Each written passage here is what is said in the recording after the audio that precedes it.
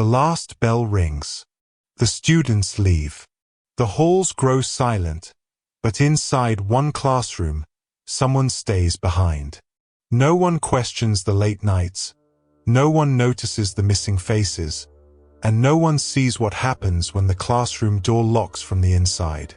In Denver, one teacher was trusted with shaping young minds, but when the sun went down, his lessons were written in blood. What happens when the person you trust the most is the one you should fear? Stay until the end to uncover a truth more disturbing than fiction. And before we begin, make sure to subscribe and hit the notification bell because stories like this don't stay buried for long. Tom Stone was the kind of teacher parents wished every school had. Well-spoken, knowledgeable, dedicated. He never missed a day of work, never raised his voice, never gave anyone a reason to think he was anything other than what he appeared to be. In the classroom, he was patient and engaging. Students admired him, colleagues respected him. He had a way of making history come alive, weaving tales of ancient battles and forgotten civilizations with such passion that even the most distracted students found themselves hanging on to his every word. To the outside world, Tom Stone was a man of routine. He arrived early, stayed late, and never seemed to have a personal life beyond the school walls. But that was the thing about Tom.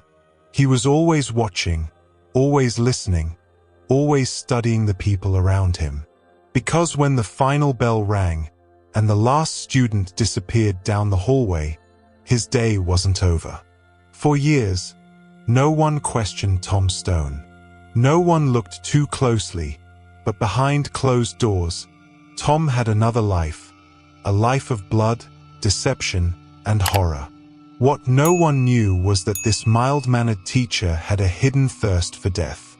Tom Stone lived alone in a small, single-story house in a quiet Denver neighborhood, a place where porch lights flickered on at the same time every evening, where neighbors exchanged polite nods but rarely pried into each other's business.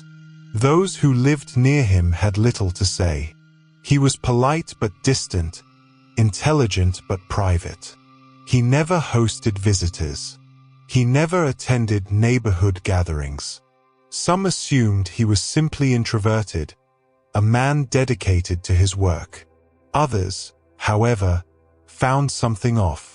An elderly woman across the street once recalled seeing him standing in his front yard late at night, staring at nothing in particular, motionless.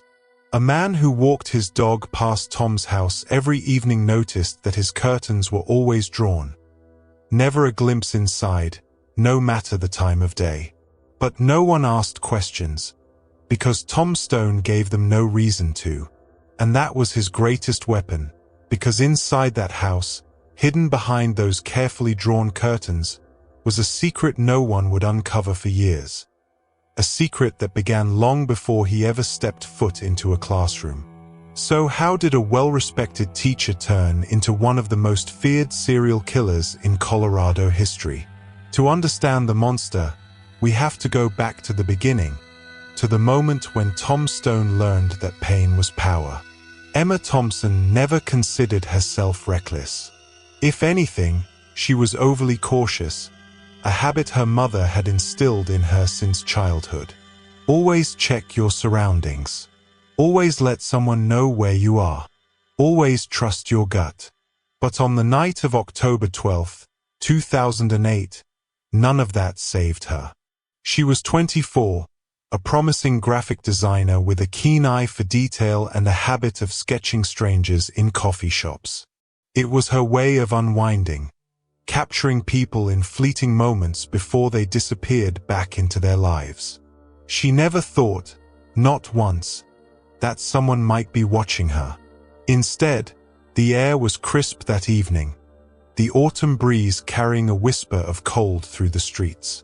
Inside Joe's Corner Cafe, the hum of conversation mixed with the soft clatter of cups and the steady hiss of the espresso machine. The warm glow of hanging lights reflected off the darkened windows, creating the illusion of safety. Emma sat in her usual spot, sketchbook open, her fingers smudging the charcoal as she shaded the outline of a man sitting across the cafe. He was in his late 40s, with neatly combed hair and glasses perched on the bridge of his nose. His posture was slightly hunched as he graded papers, lost in his own world. She had seen him before, always alone, always writing or reading. She had never thought much of him. That was her mistake. At 11:42 p.m., Emma stretched, rubbing the exhaustion from her eyes. She had an early morning ahead, and the cafe would be closing soon. Slipping her sketchbook into her bag, she finished the last sip of her coffee and rose from her seat. Across the room, Tom Stone put down his pen. His eyes followed her movement, calm and unblinking. Emma didn't see him rise. A minute later, she didn't notice him drop a few bills onto the table or hear his footsteps as he slipped out into the night behind her. Outside, the street was quiet. Most businesses had already closed, their neon signs flickering off one by one. Emma pulled her hoodie tighter around her, her breath visible in the cool air. She wasn't afraid. She had walked this route dozens of times. Her car was only a few blocks away. Above her, the streetlight buzzed softly before flickering out. She hesitated. A rustling noise carried through the stillness. Glancing over her shoulder, she saw nothing, just the empty sidewalk stretching behind her, a few parked cars, and the faint hum of distant traffic. Turning back, she picked up her pace. The sound of footsteps matched her own. Her fingers curled around her keys. She had heard this advice before. Hold them between your knuckles. Use them as a weapon if needed. As she reached her car, her hands trembled too much to unlock the door quickly. In the corner of her eye, a shadow moved. A sharp inhale. A hand clamped over her mouth. Emma struggled, but the grip was too strong. The street was empty. No one heard her muffled screams as she was yanked backward into the darkness. Emma woke in suffocating darkness. At first, she thought she was dreaming. Then she tried to move. The ropes around her wrists cut into her skin, tied tight enough that she couldn't twist free. Her ankles were bound. The air around her was stale, thick with a metallic scent. Somewhere in the distance, water dripped in slow, steady intervals. Then came the footsteps, slow, measured. A door creaked open, spilling weak yellow light into the room. Emma blinked, her vision adjusting. Her breath caught in her throat as she saw him. Tom Stone, the teacher, the man she had barely noticed. He smiled, tilting his head slightly. His expression was almost curious. And in that moment, she understood. She was not going home. No one knew where she was. No one knew who had taken her. Tom stepped closer, the wooden floorboards creaking beneath his weight. Emma closed her eyes, her heart pounding so hard it drowned out everything else. She did not scream. Somehow, she knew he wanted her to, and Emma Thompson would not give him the satisfaction. Days turned into weeks. Her face appeared on missing person posters. Her name was whispered in worried conversations across the city. The police searched. They found nothing, no body, no evidence, no suspect. It was as if Emma Thompson had never existed. And Tom? He went back to his normal life, grading papers, teaching history, sitting in coffee shops, watching, waiting. Because Emma Thompson was only the beginning. The disappearances started as nothing more than whispers, random, unconnected tragedies that barely made the evening news. A missing young woman here, a distraught family there, a case that turned cold before it even had a chance to be solved. The police had seen it all before: runaways, domestic disputes, women who simply decided to leave their lives behind.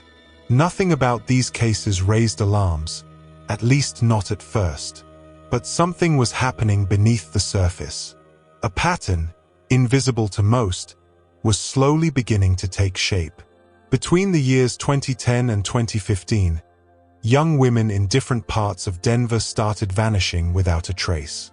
There were no bodies, no clear signs of foul play, no single suspect tying them all together. Each case, when examined individually, seemed random, disconnected. A tragedy without meaning. The first victim during this time was Laura Fields, a 23-year-old art student. She had spent the evening at Parker's Rare Books, a quiet, tucked-away shop that most people overlooked. Laura was a lover of old things, ancient paintings, forgotten poetry, leather-bound novels that smelled like dust. That night, she had sent a text to a friend about a rare book she found, something she was excited to add to her collection. But Laura never made it home. Her phone was later found at the bottom of a storm drain. Her wallet was left untouched in her apartment. It was as if she had simply vanished into thin air. At the time, her case didn't stand out. Missing adults weren't uncommon, and without evidence of a crime, the police had little to go on. Laura's friends insisted she wasn't the type to disappear, but leads ran dry. Days turned into weeks, weeks turned into months. The case went cold. Then, in September 2011, Tina Williams, 25, went missing after a late-night meal at a diner. Witnesses remembered seeing her leave alone, stepping out onto the dimly lit sidewalk, her keys in her hand, her car parked just a few spots away. She never made it there. A security camera across the street caught something unusual. A dark figure in the distance, moving toward Tina just as she walked out of frame. The footage was grainy, inconclusive. Police followed every lead, interviewed every possible suspect, but Tina was gone, just like Laura. And just like Laura, she was never found. A year and a half later, in April 2013, Sarah James, 22, disappeared under eerily similar circumstances. She had stopped at a gas station late at night, her car low on fuel after a long shift at work. The cashier who rang her up later told police she seemed tired but otherwise fine, chatting about how she just wanted to get home. Sarah swiped her card, grabbed a bottle of water, and walked out the door. But she never made it home. Her car remained at the station, unlocked, the keys still in the ignition. The security footage showed nothing, just Sarah stepping outside, walking toward her car, and then she was gone. One by one, the disappearances stacked up, but no one saw the connection. Not the police, not the families, not the journalists who occasionally covered these cases as standalone tragedies. And certainly not Tom Stone. Because Tom knew exactly what he was doing. Emma Thompson had been a mistake, sloppy, unplanned, a moment of impulse rather than calculation. But after that, Tom learned to be careful. He studied his surroundings, picked his victims with precision, and made sure there was never a clear trail leading back to him. Each disappearance was carefully orchestrated, every movement planned. He never took unnecessary risks. He never made the same mistake twice, or so he thought. The thing about patterns is that they don't stay invisible forever. All it takes is one mistake, one tiny miscalculation for the entire web of secrecy to start unraveling. That mistake came in March 2015, when a rookie detective named Caleb Reed was assigned to work on cold cases. Caleb wasn't supposed to solve anything. He was young, still learning, still adjusting to the painstakingly slow process of police investigations. His job was simple: go through old files, familiarize himself with past cases, and look for any details that might have been overlooked. It was busy work, a training exercise, nothing more. But Caleb had a habit of not letting things go. As he sifted through stacks of old case files, one disappearance caught his attention. The 2010 case of Laura Fields, the art student who had vanished after visiting a small bookstore. There wasn't much in the file, the usual reports, a few witness statements, no suspects. But one small detail stood out to him, a receipt. It was buried deep in the evidence records, barely noted in the original case summary. A crumpled bookstore receipt from the night Laura disappeared, found near the area where she was last seen. It had been dismissed as irrelevant, just another piece of meaningless debris. But something about it made Caleb pause. Who did the receipt belong to? Why was it found near the last known location of a missing woman? And more importantly, why had no one ever followed up on it? Caleb decided to pay a visit to Parker's Rare Books, where the receipt had come from.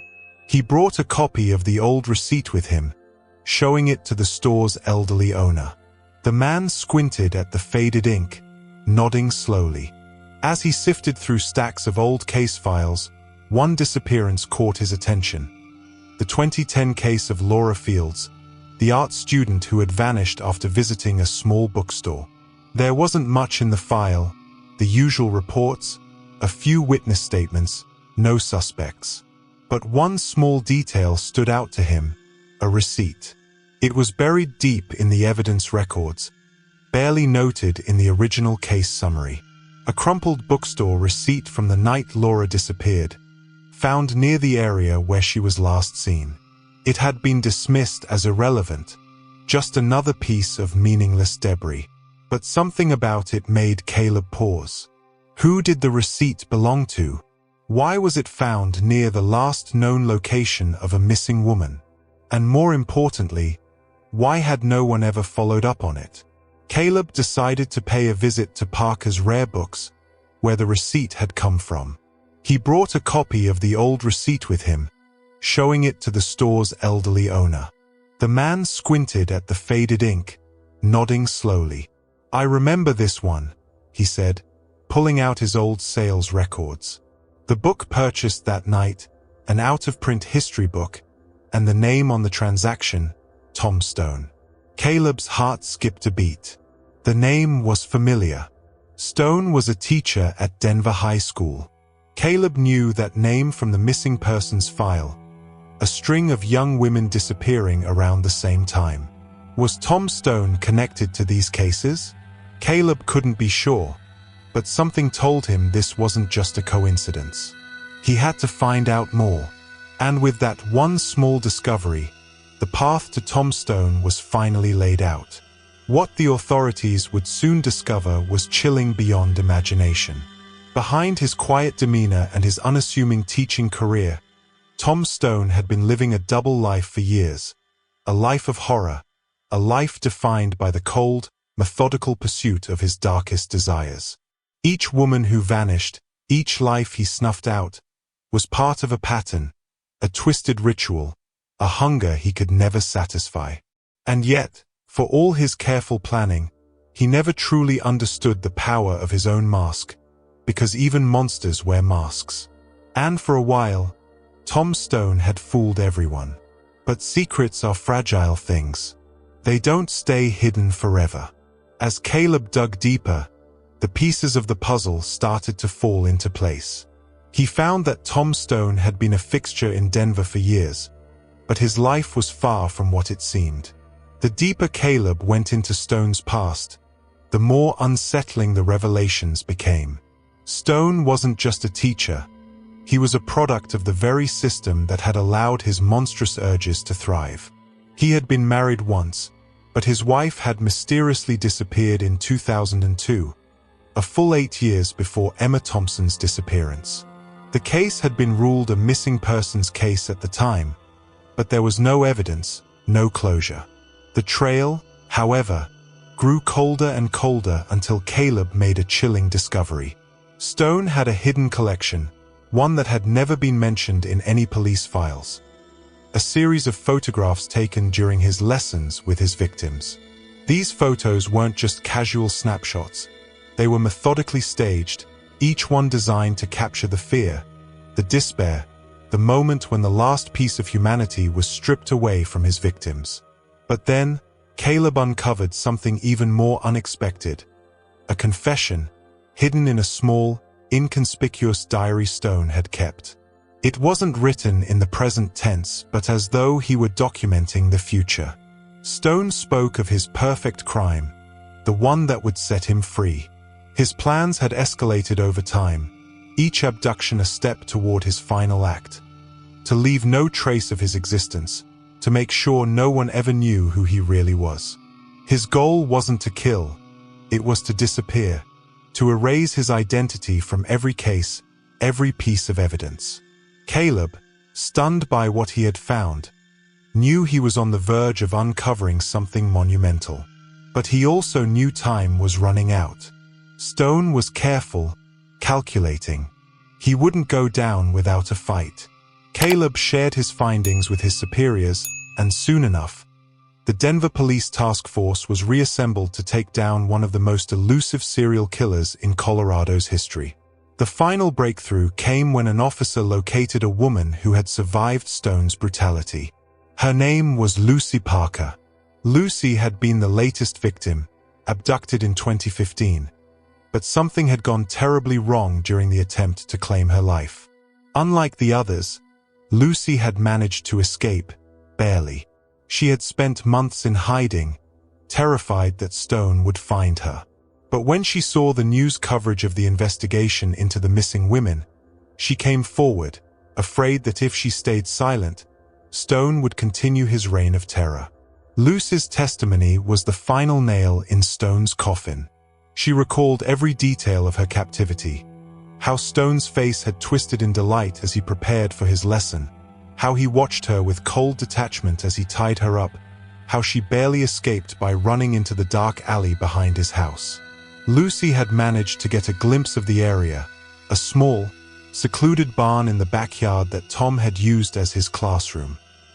The police took Lucy's description of the barn and found the evidence they needed: DNA, bloodstains, and remnants of Stone's twisted trophies. Stone was arrested on March 16, 2016, just days after Caleb had connected the dots. His trial was a media sensation, and it revealed the full extent of his depravity. Stone's once calm demeanor dissolved under the pressure of his many victims' families who sat in the courtroom, demanding justice. When the prosecution presented the photographs, the diary entries, and Lucy's testimony, the jury didn't hesitate. They found Tom Stone guilty on all counts. The judge delivered the sentence: life without parole. But what really struck the public, and especially the families, was the silence of Tom Stone during the entire trial. He showed no emotion, no remorse, no signs of guilt. To the very end, he insisted he had done nothing wrong. It wasn't until after the trial that a chilling letter surfaced, written in Stone's handwriting, addressed to no one in particular. It read, "I do not regret a single lesson. They were all my finest work. But the real crime was not in what I did, it was in what I became. And in the end, I taught them all how to disappear."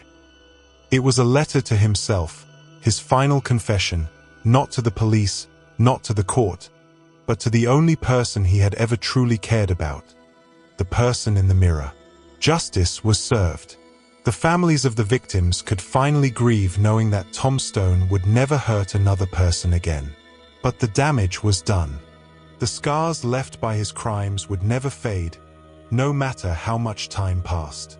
His name would live in infamy, and his story would be a cautionary tale about the monsters who hide in plain sight. Teachers, mentors, and leaders who are trusted to protect, but who instead destroy everything they touch. And as for Caleb Reed, the young detective who uncovered the truth, he knew the case was far from over. There would be more victims, more cases to solve, and more evil to expose. But for now, justice had been done. The monster was behind bars, and the city of Denver could finally breathe a little easier. Like and subscribe if you want more true crime stories like this, and hit that bell so you never miss out on the latest twists and turns. The faces of those we trust are the hardest to read, and sometimes the most dangerous. But justice always finds its way, no matter how hidden the truth may be.